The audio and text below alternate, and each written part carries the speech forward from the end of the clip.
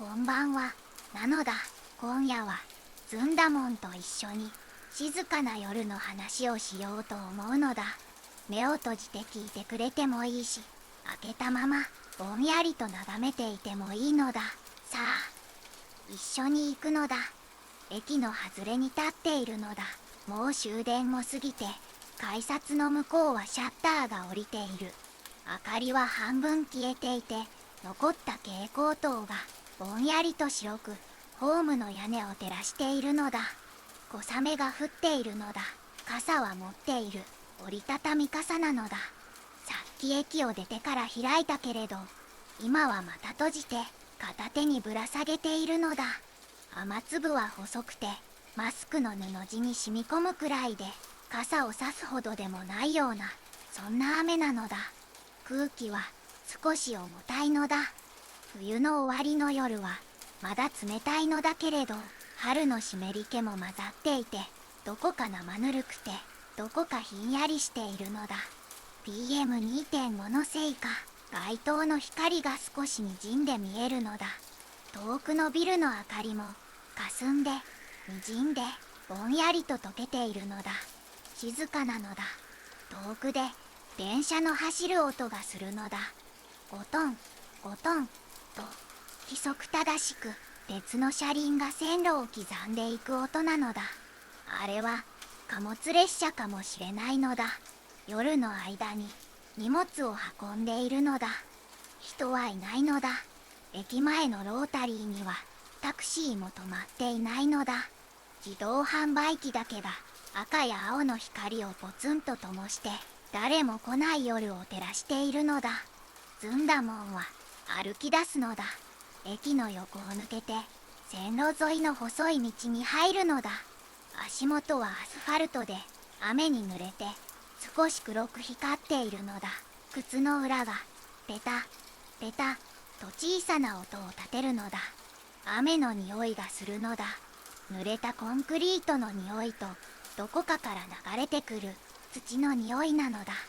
この辺りにはもう畑はないはずなのだけれど、きっと昔は田んぼがあったのかもしれないのだ。雨の夜にはそういう記憶が土の底から浮かんでくるのだ。電柱が並んでいるのだ。一本また一本。明かりはところどころしかついていないのだ。暗い場所と明るい場所が交互に続いているのだ。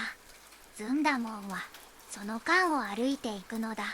遠くでまた電車の音がするのだ。今度は少し高い音なのだ。きっと在来線なのだ。夜でも電車は動いているのだ。誰かを運んでいるのだ。夜勤の人や遅くまで働いていた人や眠れない人なのだ。ずんだもんも眠れなくてこうして歩いているのだ。線路の向こうに小さな水路が見えるのだ。昔は川だったのかもしれないのだ。今はコンクリートで固められて細くまっすぐに流れているのだ。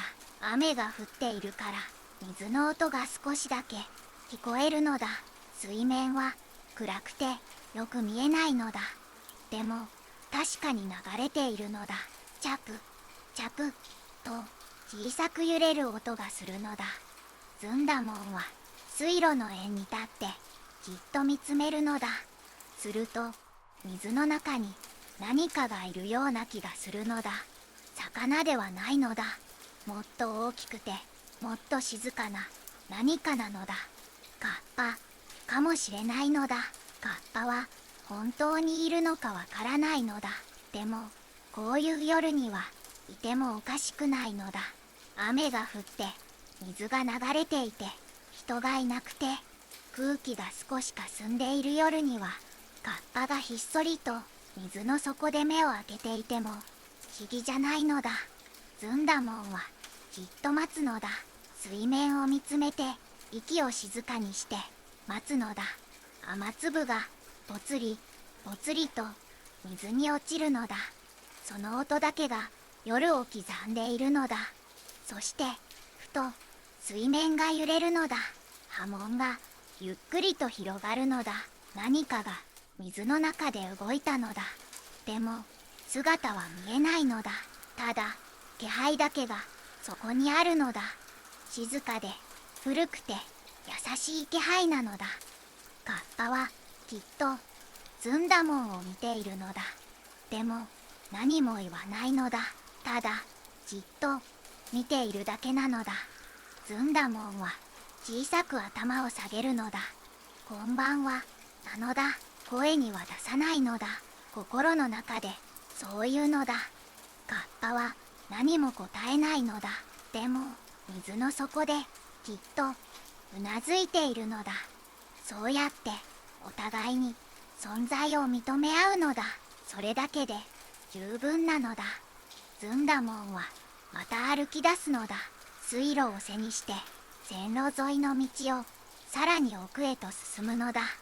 雨はまだ降り続けているのだ。でももう少しだけ弱くなったような気がするのだ。マスクの表面に細かい雫が並んでいるのだ。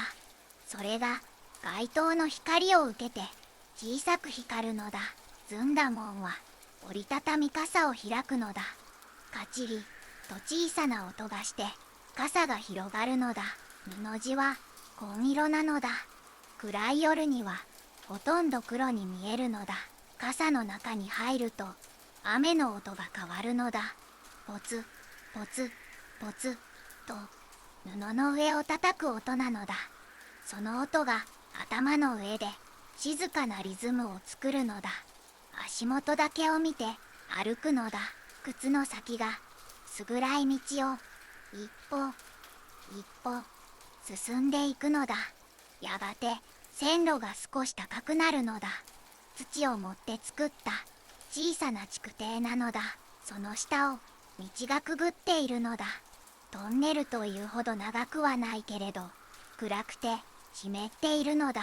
ずんだもんはそのトンネルの入り口で立ち止まるのだ。中は真っ暗なのだ。でも向こう側に小さな明かりが見えるのだ。深呼吸をするのだ。冷たい空気を吸い込んでゆっくりと吐き出すのだ。マスクの中が少し暖かくなるのだ。そして歩き出すのだ。トンネルの中はひんやりとしているのだ。壁はコンクリートで濡れていて少し滑りやすいのだ。足音が少しだけ響くのだ。天井から雫が落ちるのだ。ポタリ傘に当たって弾けるのだ。ずんだもんは傘を傾けて雫を避けながら進むのだ。トンネルを抜けるとまた夜の空気が広がるのだ。雨はもうほとんど止んでいるのだ。霧雨に変わってそれもやがて消えてしまいそうなのだ。ずんだもんは傘を閉じるのだ。カチリと音がして傘が小さくなるのだ。それをまた片手に持つのだ。空を見上げるのだ。雲が厚くて星は見えないのだ。でも雲の向こうには確かに空があるのだ。そしていつかは晴れるのだ。遠くでまた電車の音がするのだ。今度はもっと遠いのだ。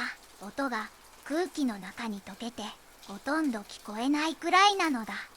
でも確かにそこにあるのだ。ずんだもんは引き返すのだ。来た道をゆっくりと戻るのだ。トンネルをくぐって水路の脇を通って駅の方へと歩いていくのだ。さっきのカッパはもういないのだ。水面は静かで何の気配もないのだ。でもそれでいいのだ。カッパはいつもそこにいるわけじゃないのだ。ただたまにひっそりと現れるだけなのだ。駅が見えてくるのだ。シャッターの向こうで蛍光灯がまだ灯っているのだ。自動販売機の光も変わらず赤と青に光っているのだ。ずんだもんは駅前のベンチに座るのだ。濡れているから立ったままでもいいのだけれど、なんとなく座りたくなったのだ。お尻が少し冷たいけれどそれも悪くないのだ。マスクを外すのだ。顔に夜の空気が触れるのだ。冷たくて湿っていて、でもどこか優しいのだ。深く息を吸うのだ。空気の中にいろんな匂いが混ざっているのだ。アスファルトの匂い、どこかの家から流れてくる夕飯の名残の匂い、そして遠くの土の匂いなのだ。目を閉じるのだ。暗闇の中で音だけを聞くのだ。遠い電車の音、雨の雫がどこかで落ちる音、風が電線を揺らす音、自分の呼吸の音、そして静けさなのだ。ずんだもんはこうしてたまに夜を歩くのだ。眠れない夜や少しだけ寂しい夜や何も考えたくない夜に静かに歩くのだ。誰にも会わないし誰とも話さないのだ。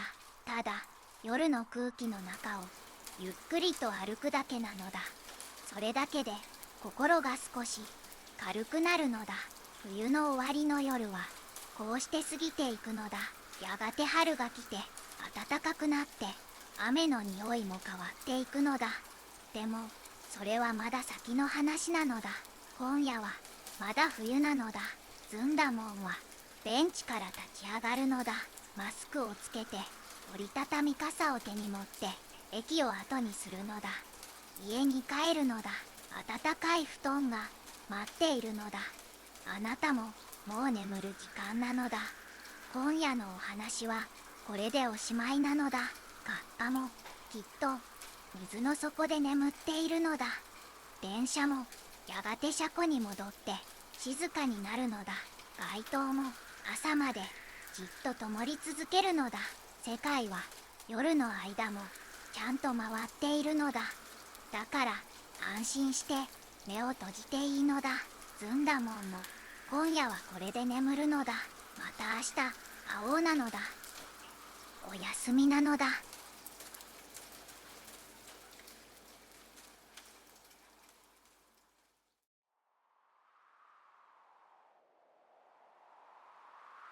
こんばんは、なのだ。今夜はずんだもんと一緒に静かな夜の話をしようと思うのだ。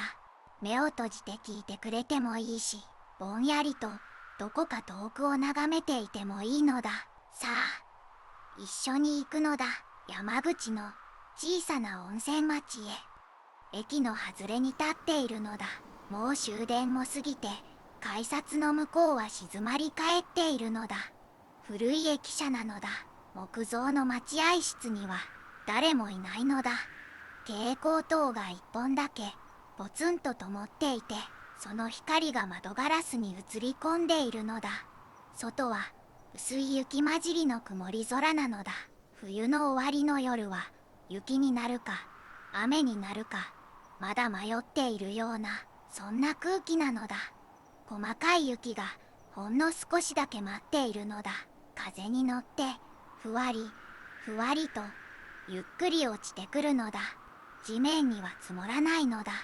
アスファルトに触れるとすぐに溶けてしまうのだ。ただ空気の中を漂っているだけなのだ。ずんだもんは駅前の通りを歩き始めるのだ。温泉町の夜はとても静かなのだ。旅館の明かりがところどころ灯っているけれど、ほとんどの建物はもう眠りについているのだ。石畳の道なのだ。足を置くたびにコツンコツンと小さな音がするのだ。靴の裏が冷たい石に触れる音なのだ。その音が夜の静けさに吸い込まれていくのだ。遠くで電車の音がするのだ。おとんおとんと規則正しい音なのだ。山の向こうを貨物列車が通っているのだろうなと思うのだ。夜の間に荷物を運んでいるのだ。眠っている町をそっと通り過ぎていくのだ。その音がどこか優しく聞こえるのだ。温泉の匂いがするのだ。硫黄の匂いなのだ。鼻の奥にふわりと入ってくるのだ。この町にはあちこちに源泉があって湯気が立ち上っているのだ。道の脇に小さな足湯があるのだ。屋根がついていて木のベンチが並んでいるのだ。湯船は石で作られていて、そこから静かに湯気が立ち上っているのだ。誰もいないのだ。ずんだもんは靴を脱ぐのだ。冷たい足が靴下から解放されるのだ。靴下も脱いでベンチの上に置くのだ。そしてそっと足をお湯に入れるのだ。温かいなのだ。最初は少し熱いくらいなのだ。でもすぐに慣れるのだ。足の指がじんわりと温まっていくのだ。足首までお湯に浸かるのだ。ふうと息をつくのだ。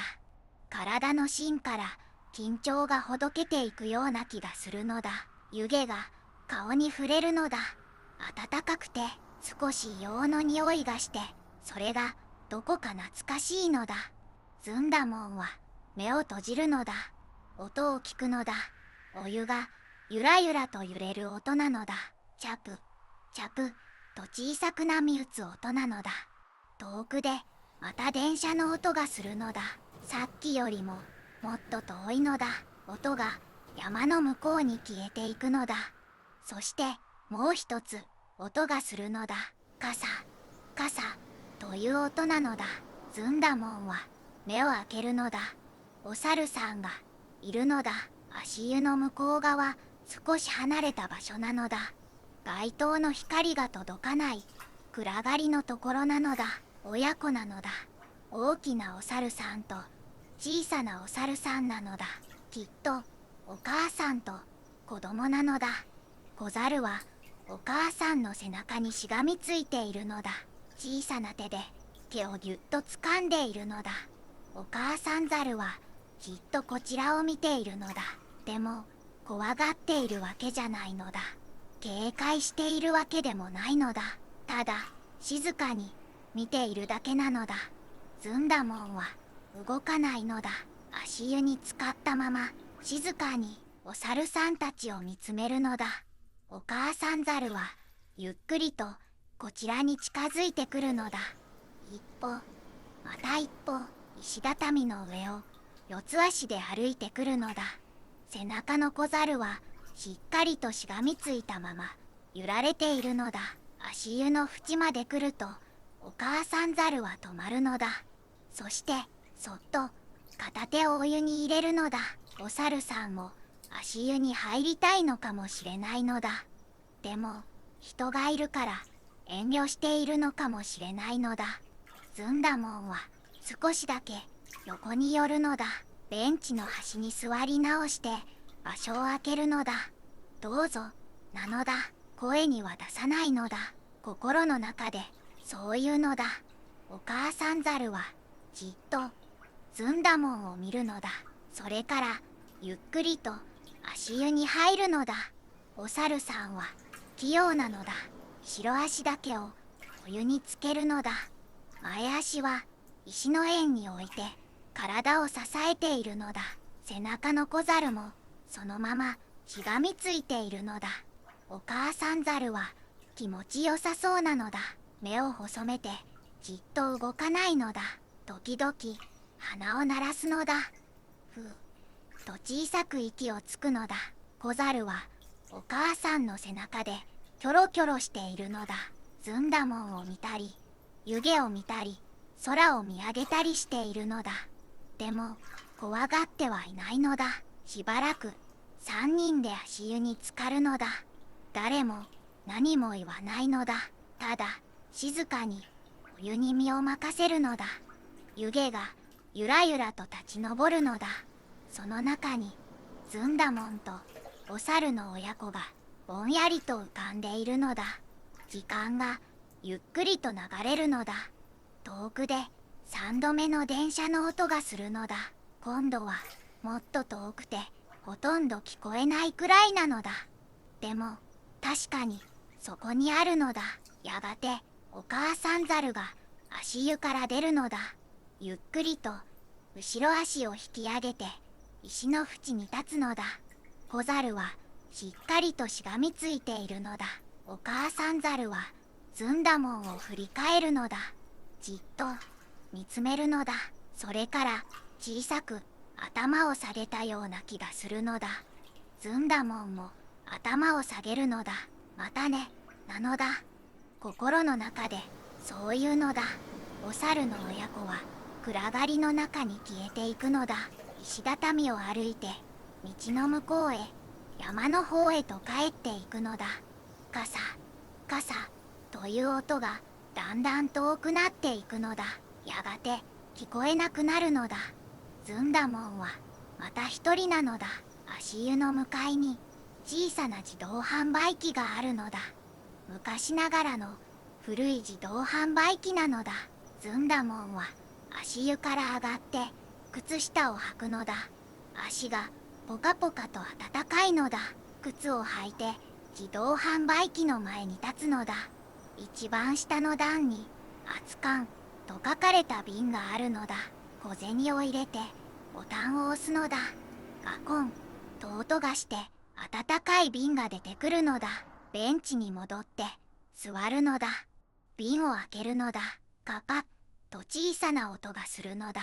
湯気が立つのだ。お酒の甘い香りがするのだ。一口飲むのだ。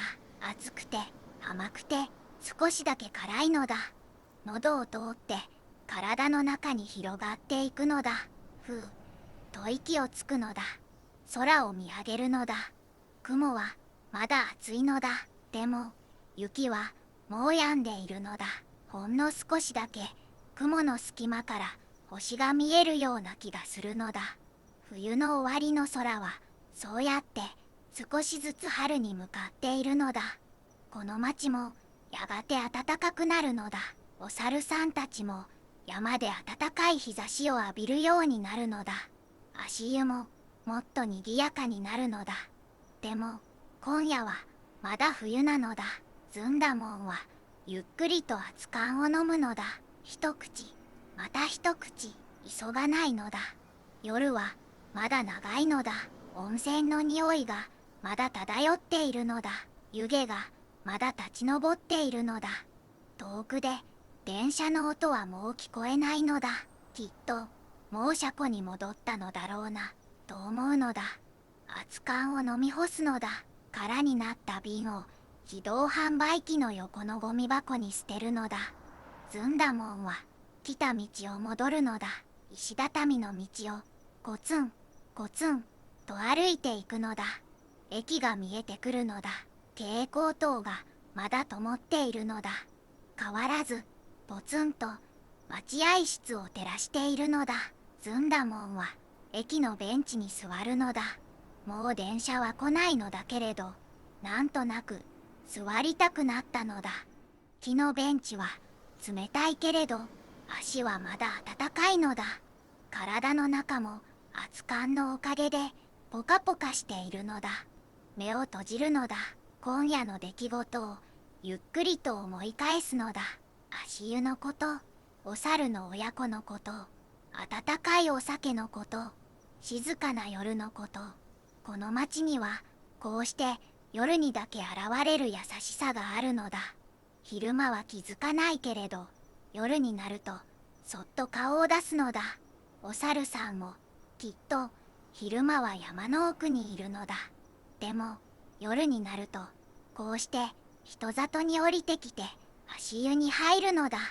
温泉の町はそうやっていろんな生き物と優しさを分け合っているのだ。ずんだもんは今夜のことを忘れないのだ。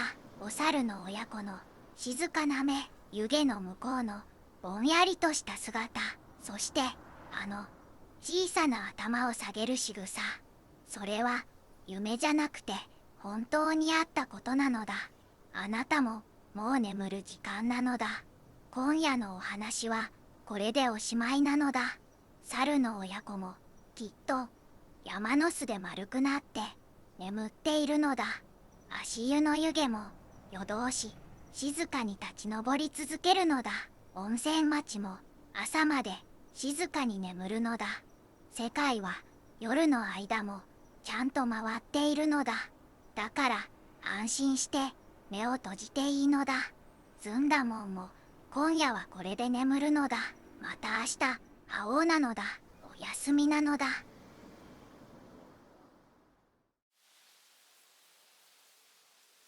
こんばんはなのだ。今夜はある春先の夜に見た景色のことを話そうと思うのだ。事件なんて起きなかった。ただ静かに時間が流れていった。そんな夜のお話。その日の夕方、僕は町の外れにある小さな坂道にいたのだ。街灯がポツポツと並んでいて、その明かりが薄い霧に溶けて、オレンジ色のにじみになって浮かんでいる。2月の終わり頃だったから、まだ空気は冷たくて、息を吐くと白くなった。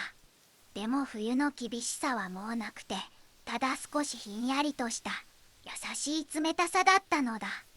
その坂道は町と空き地の境目にあってね、片側には2階建てのアパートや古い民家が並んでいて、もう片側には草が生えた空き地が広がっている。坂を登りきると、町の明かりが少し遠くなって、代わりに空が広く見えるようになる、そんな場所なのだ。僕がそこにいたのは、特に理由があったわけじゃないのだ。ただなんとなく、静かなところに行きたくて、気がついたらその坂道を歩いていた。手には、コンビニで買ったペットボトルの水を持っていて、もう半分くらい飲んでしまっていたのだ。遠くから、カン、カン、カンって信号の音が聞こえてくる。青になった時になる音。町の中心の方から風に乗って届いてくるのだ。でもそれはとても遠くて、まるで別の世界の音みたいに感じられた。坂道には街灯の明かりしかなくて、車も人も通らない。時々風が吹いて、空き地の草がさわさわと音を立てる。霧が少し濃くなったり薄くなったりしながら、ゆっくりと流れていく。その霧には町の匂いと、草の匂いと、少しだけ湿った土の匂いが混ざっていたのだ。坂の途中に古い自動販売機があって、その横にガードレールがある。僕はそこに腰をかけて、ペットボトルの水を少し飲んだ。冷たい水が喉を通って、体の中がスッとする感じがしたのだ。そうやってぼんやりしていたら、坂の下の方から何かが動く気配がした。猫だった。小さな三毛猫がゆっくりとこっちに向かって歩いてくる。霧の中を歩いてくる姿はなんだかふわふわして見えて、まるで夢の中の生き物みたいだったのだ。三毛猫は僕の存在に気づいているようだったけれど、警戒している様子はなかった。ただ自分のペースで坂道を登ってくるその後ろを2匹の子猫が追いかけていた。まだ小さくておつかない足取りで、時々つまずきそうになりながら必死に母猫についていくのだ。子猫は2匹とも母猫に似た三毛模様だった。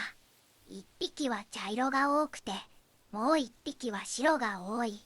2匹とも尻尾をピンと立てて歩いている。その姿があまりにも一生懸命で、僕は思わず微笑んでしまったのだ。母猫は僕から3メートルくらいのところで立ち止まった。じっと僕を見ている。子猫たちも母猫の横に並んで、同じように僕を見上げる。6つの目が街灯の光を反射してキラキラと光っていた。こんばんは。って僕は小さな声で言ったのだ。母猫は何も答えない。当たり前だけれど、でもゆっくりと瞬きをした。それが挨拶みたいに見えたのだ。しばらくそうやって見つめ合っていたら、茶色が多い方の子猫が僕の足元に転がっていた小さなスーパーボールに気づいた。それは透明な中に青い渦が入っているボールで、多分昼間にどこかの子供が落としていったものなのだ。子猫がそろそろと近づいて、前足でスーパーボールをちょんと触った。ボールがコロコロと転がる。子猫は驚いて飛びのいて、それからまた近づいて、もう一度触る。今度はもっと大胆に、両手で抱え込もうとするのだ。でもスーパーボールは丸いから、抱え込もうとすると逃げてしまう。子猫は何度も挑戦して、その度に失敗して、最後には諦めたように母猫の方を振り返った。白が多い方の子猫はそんな兄弟の様子をじっと見ていた。そして自分も試してみたくなったのか、同じようにスーパーボールに近づいていく。でもやっぱりうまく捕まえられない。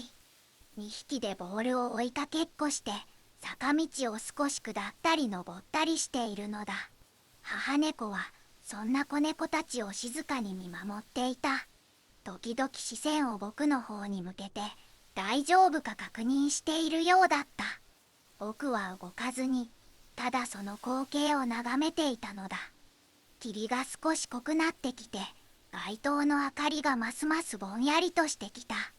でも猫たちの姿ははっきりと見えた。子猫たちの遊ぶ音、小さな肉球が地面を蹴る音、息遣い、そういう細かい音まで聞こえてくる気がしたのだ。遠くでまたカンカンカンって信号の音がする。風が吹いて空き地の草が揺れる。霧が流れて月の光がぼんやりとにじむ。すべてがゆっくりと優しく動いていた。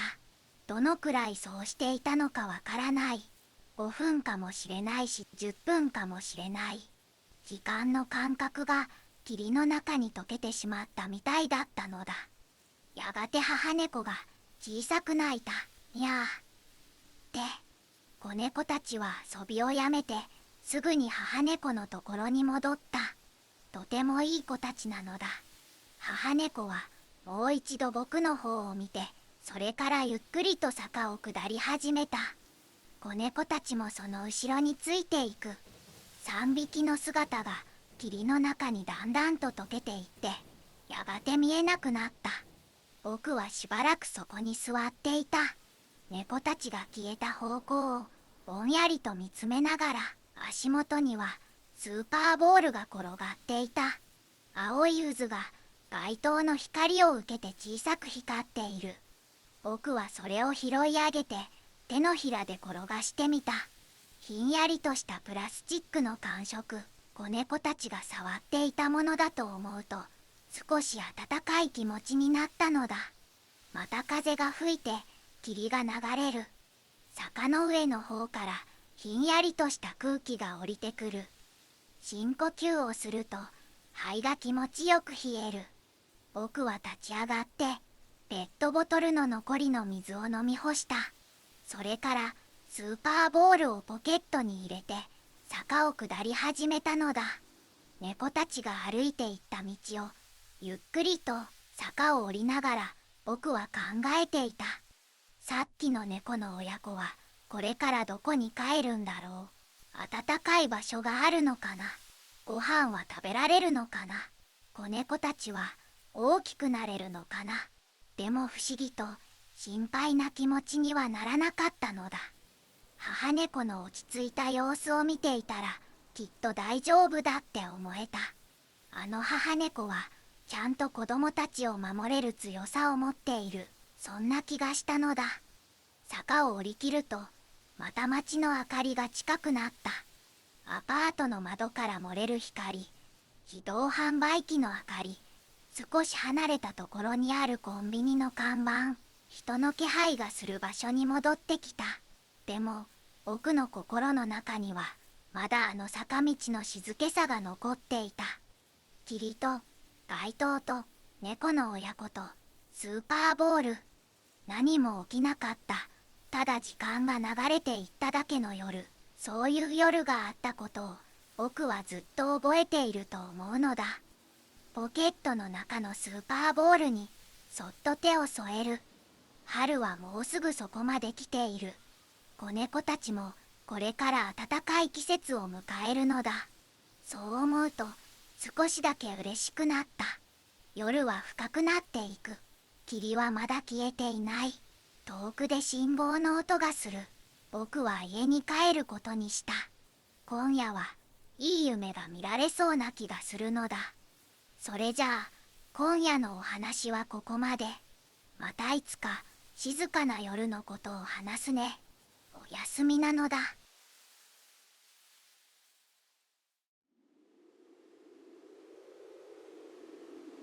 こんばんは、なのだ。今夜はある冬の終わりの日に過ごした静かな時間のことを話そうと思うのだ。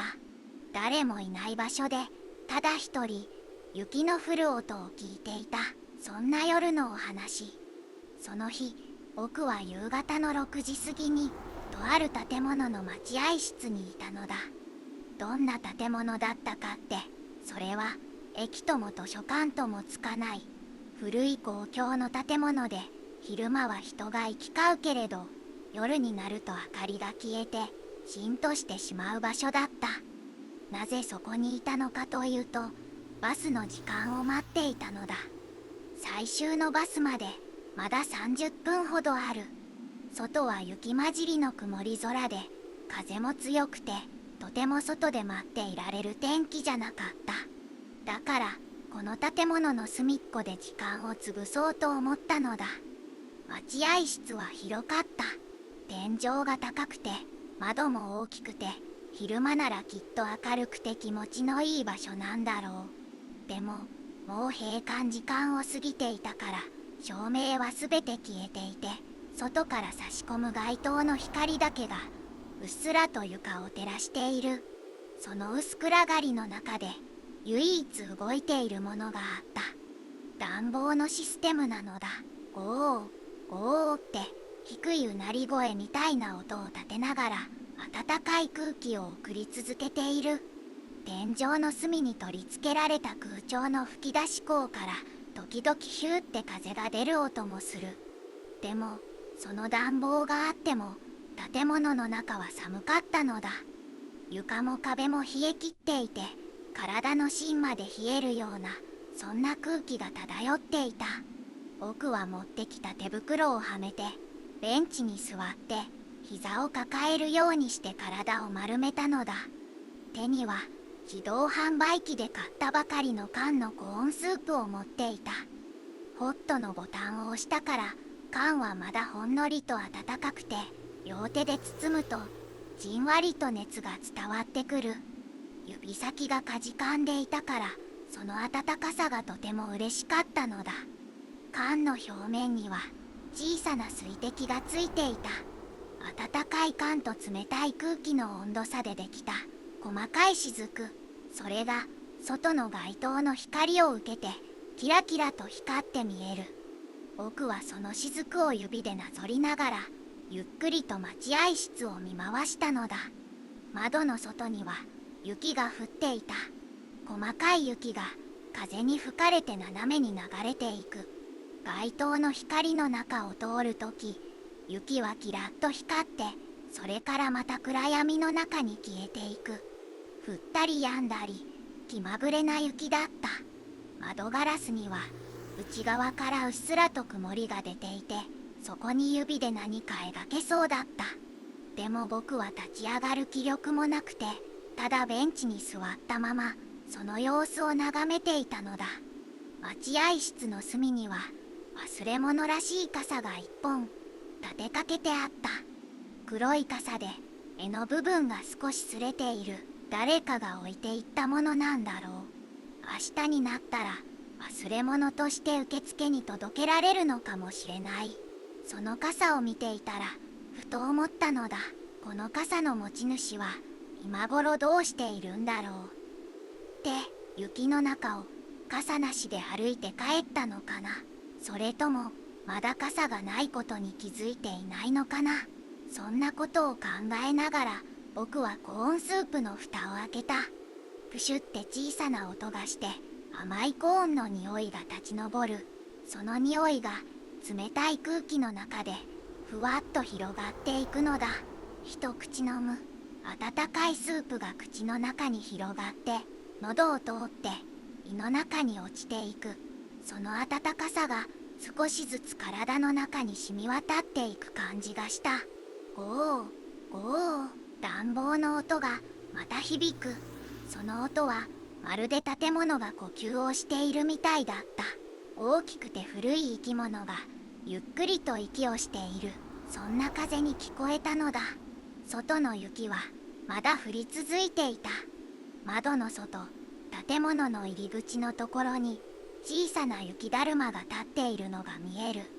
誰かが作ったんだろう。2段重ねの素朴な雪だるま。石で作った目と枝で作った腕が街灯の光でぼんやりと見える。その雪だるまはただそこに立っていた。誰に見られるでもなく、ただ静かに雪を受けながら、きっと明日の朝にはもっと雪が積もって少し大きくなっているかもしれない。それとも夜のうちに誰かが壊してしまうかもしれない。でも今はそこに確かに存在している。それだけでなんだか嬉しい気持ちになったのだ。コーンスープをゆっくりと飲む。急いで飲む必要なんてない。時間はまだたっぷりある。一口また一口、温かさを大切に味わいながら、そうやって飲んでいたらふと気配を感じた。窓の外、雪だるまのすぐ横に何かがいる。よく見るとそれは小さな子供だった。いや、子供というよりは雪でできた小さな人形みたいなものだった。真っ白でふわふわしていて、まるで雪の妖精みたいに見える。雪んこっていうのかな、そういう存在なのだ。雪んこは雪だるまの横でじっとしていた。こっちを見ているようにも見えるし、ただぼんやりと立っているだけのようにも見える。風が吹くとその体が少し揺れる。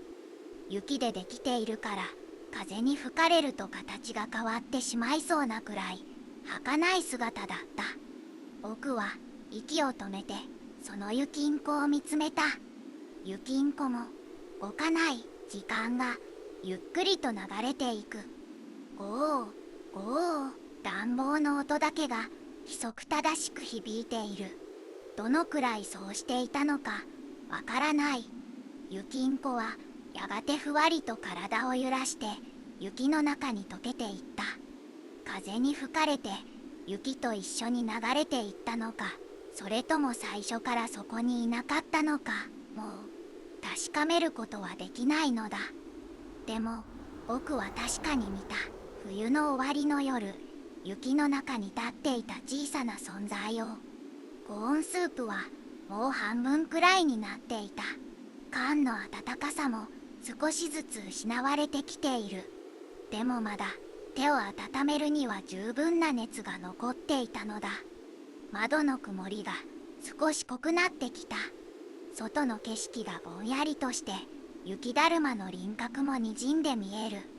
雪はまだ降っている。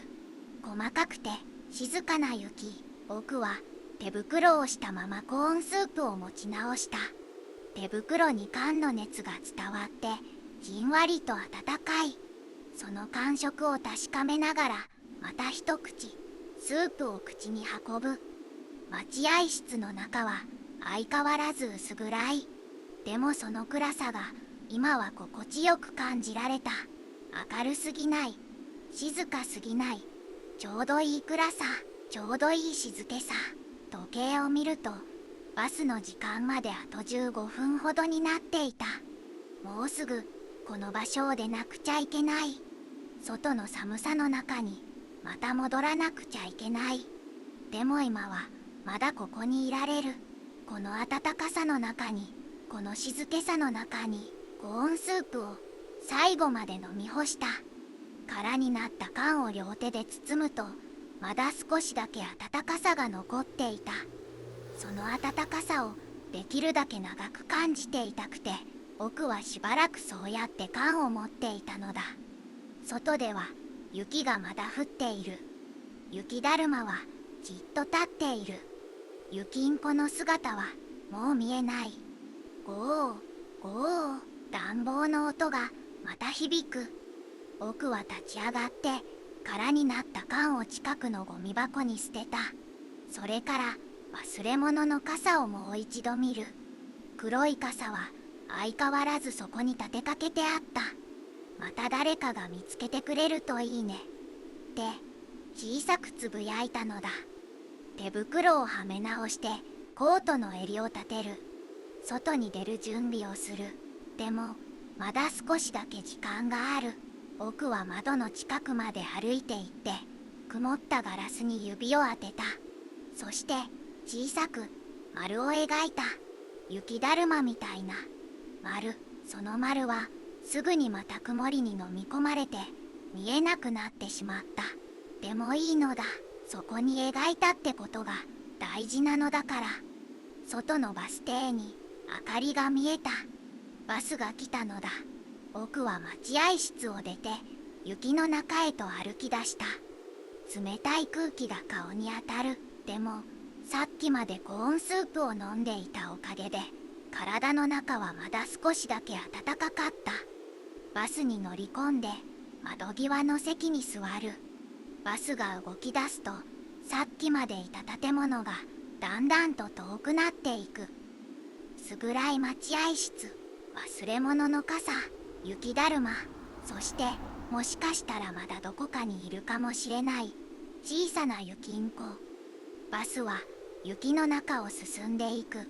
窓の外の景色は暗くてよく見えない。でもそれでいいのだ。今夜はただ静かに家に帰ればいい。冬はもうすぐ終わる。雪ももうすぐ止む。春が来たらあの待合室も明るい光に満たされるんだろう。でも冬の終わりの夜に見たあの静かな光景はずっと心の中に残っていく気がするのだ。それじゃあ今夜のお話はここまで。またいつか静かな夜のことを話すね。おやすみなのだ。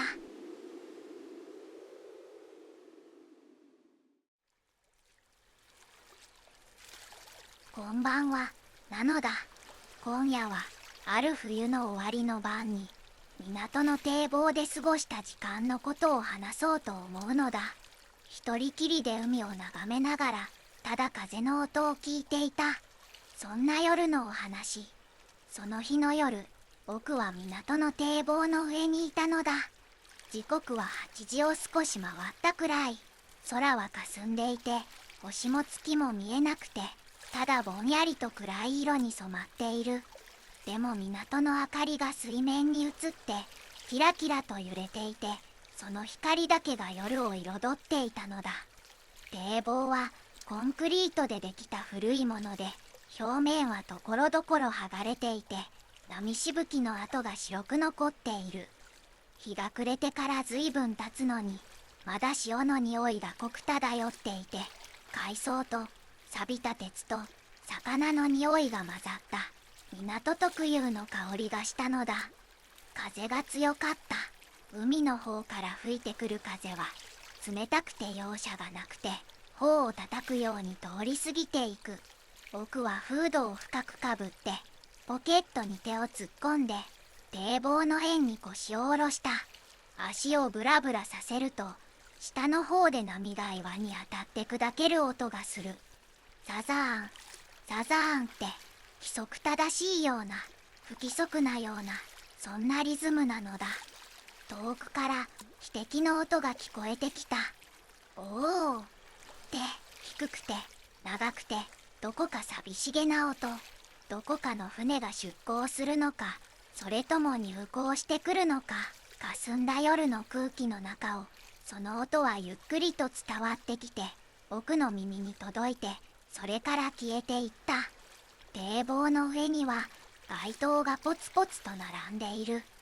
オレンジ色の光が霞んだ空気ににじんでぼんやりとした円を作っている。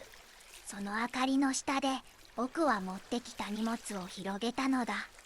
コンビニで買ったサバの水煮の缶詰、それと割り箸。缶詰は青い缶でラベルには大きくサバの絵が描いてある。僕はプルタブに指をかけてゆっくりと開けた。プシュって小さな音がして中から汁が少し溢れそうになる。慌てて缶を傾けて汁がこぼれないようにする。缶の中からサバの匂いが立ち上ってきた。少し生臭いけれど嫌な匂いじゃない。むしろ懐かしいような、どこか安心するような匂いなのだ。割り箸を割ってサバの身を一切れつまむ。柔らかくてほろほろと崩れそうになる。口に入れると塩味と魚のうまみが広がって、噛むとじゅわっと汁が出てくる。おいしいって素直に思ったのだ。海を眺めながらサバを食べる。水面には港の明かりが散らばっていた。倉庫の明かり、クレーンの明かり、船の明かり、それから遠くの町の明かり。それらが波に揺られて細長く伸びたり縮んだりしながら水の上で踊っている。まるで光の生き物みたいだった。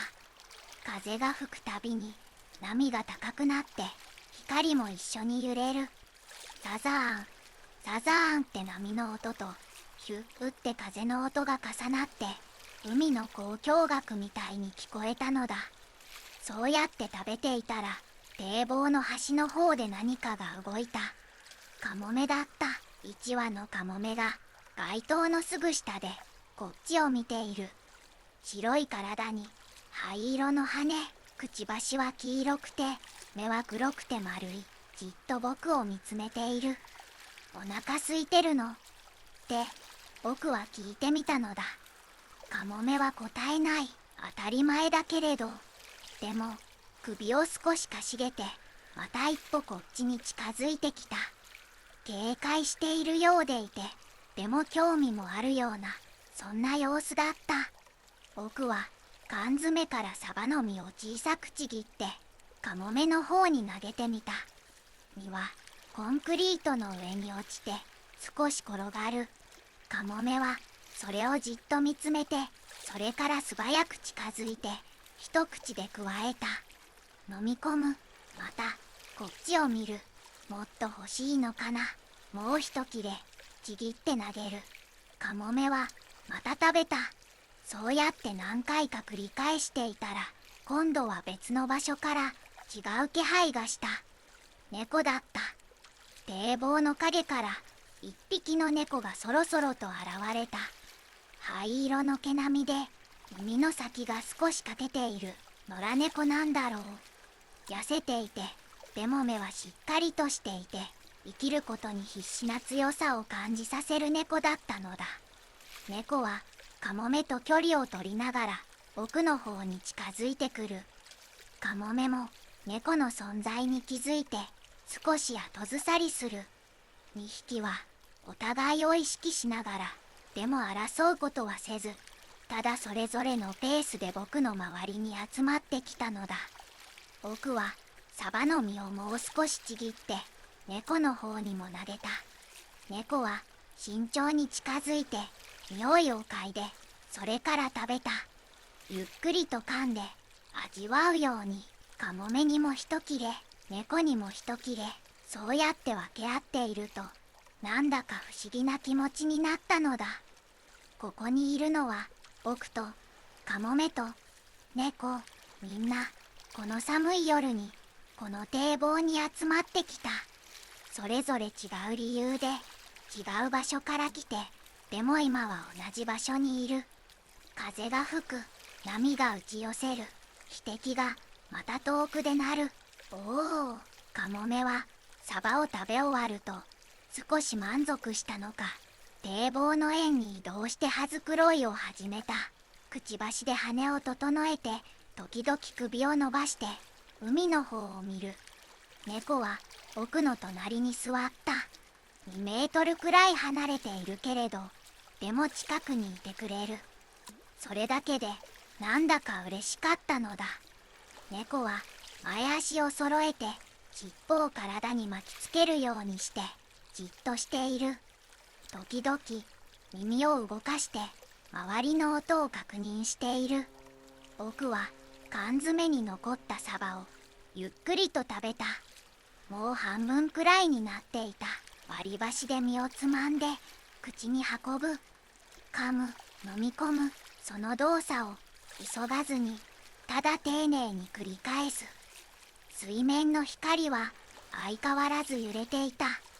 波が作る模様は一瞬一瞬変わっていって、同じ形は二度と現れない。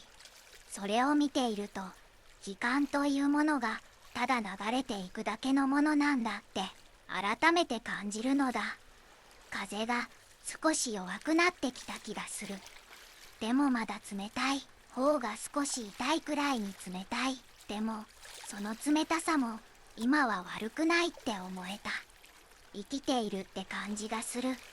ここに確かに存在しているって、そう感じられる冷たさなのだ。カモメが急に羽ばたいた。バサバサって音を立てて空中に浮かび上がる。そして堤防の上を少し飛んでまた別の場所に降り立つ。気まぐれな生き物だった。でもそれでいいのだ。カモメは自由だから。猫は相変わらず動かない。ただ静かに座っている。時々ゆっくりと瞬きをする。その瞬きのペースがとてもゆったりしていて、まるで時間が普通よりもゆっくり流れているみたいだった。僕は缶詰を食べ終えた。最後の一切れを猫の方に投げる。猫はそれを食べた。それから僕の方を見て小さく鳴いた。にゃってどういたしましてって僕は言ったのだ。空の缶を片付けて割り箸をまとめる。ゴミはちゃんと持って帰らなくちゃいけない。この堤防を汚したくないから。立ち上がると風がまた強くなった気がした。体が少し揺れる。でも踏ん張ってしっかりと立つ。海をもう一度見る。霞んだ夜の中で水面の光だけがまだはっきりと見えた。遠くの方に船の影が動いている。さっき汽笛を鳴らした船かもしれない。ゆっくりと港に近づいてくる大きな船の姿。カモメはもう飛び去ってしまったみたいだった。どこかへ行ってしまった。でも猫はまだそこにいた。僕が歩き出してもついてくることはなく、ただその場に座ったまま海の方を見ていたのだ。またねって小さく手を振る。猫は振り返らなかった。でもいいのだ。猫には猫の時間があって、僕には僕の時間がある。今夜少しだけ一緒に過ごせた。それだけで十分なのだ。堤防を歩いて町の方へ戻る。背中に風を受けながら、ポケットの中には空になった缶詰と割り箸が入っている。少し重たいけれど、それが今夜の証みたいで、なんだか大切に思えたのだ。振り返ると堤防の街灯が小さく見えた。あそこにさっきまで僕がいた。カモメと猫と一緒に。もう見えないけれど、猫はまだそこにいるかもしれない。夜の海を見つめながらただ静かに座っている。そんな気がするのだ。冬はもうすぐ終わる。春が来たらこの港も少し暖かくなるんだろう。風ももう少し優しくなる。でも冬の終わりの夜に感じたあの冷たい風の記憶はきっとずっと残っていく。サバの水煮の味も、波の音も、汽笛の音も、水面に散る光も、そしてカモメと猫のことも。僕は町へと歩いて行った。ゴミ箱を見つけたらちゃんと缶を捨てよう。それから家に帰って温かいお茶でも飲もう。今夜はいい夢が見られそうな気がするのだ。それじゃあ今夜のお話はここまで。またいつか静かな夜のことを話すね。おやすみなのだ。